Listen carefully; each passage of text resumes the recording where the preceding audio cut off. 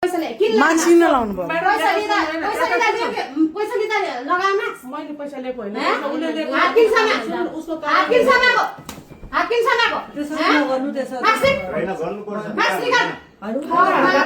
मलाई हात निकाल्नु नगर पैसा लिएको छैन म्याडम हेर्नु होइन मार्क्स निकाल पैसा त यहाँ कसले कसले ल्याएछ भन्ने कुरो क्लियर गर तसँग त मेरो कारोबार थियो र मैले मान्छेलाई सबैतिर गर्दै मान्छे त मार्क्स निकाल दे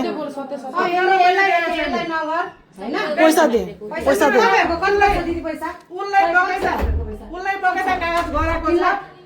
तपाईहरुको हाम्रो त बगैँचा कागज गरेको छ तपाईले केस गर्नु निकाल्नु एकजना मात्र हो तपाईहरुको 3 लाख अ त आफन्त 3 लाख हाम्रो 15 16 लाख 18 लाख 18 लाख झिक्ला छुट 18 लाख झिके 18 लाख झिक आज भोलि भन्ने कुरै हुँदैन फेरि कसरी हुन्छ फोन गर्ने के गर्ने कसो गर्ने आधी घण्टा भित्रमा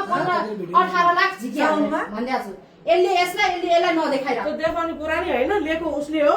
उसैले कागज गरेको हो उसैले कागज गरेर लिएको छ मैले पैसा देखाइन छैन चलान छैन म्याडम मलाई थाहा पनि छैन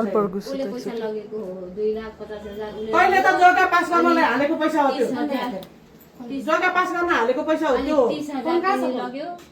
अनि 30,000 मैले उसमा इस्यु जग्गा पास गर्नलाई हालेको हो उसले त जग्गा पासै गर्दैछन् मेरो जग्गा पास गर्न त बाहिर पैसा नदिकन कति पास गर्छ जग्गा नागरिकै छैन कसरी ठेकेदार होइनहरु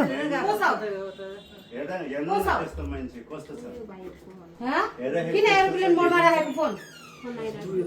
फोन आउनु पर्यो नि त अझै कतिजना ठग्दै होला कतिजना ठग्दै होला फोन फाइ अर्को फोन फाइ पैसा स्विच अफ किन गरे कगजको फोन आउँछ यो हेरे सल्लाह कर 3 जन सल्लाह कर 18 छ तुरन्त है 18 लाख छिटो तुरन्तै 2 जना मिलेर खाएर हैन खै यो टुकटुक मलाई के हो यो पास मान्छे हो के अनि कस्तो सबै आफै गर्न लाउँछ अनि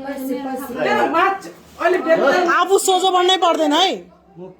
आफू सोझो बन्न पर्दैन अलिकति इज्जत खास गरी उनले मेरो कुरा मरेको शान्ति सेनामा जाँदाखेरि यस्तो हो भनेर पैसा म त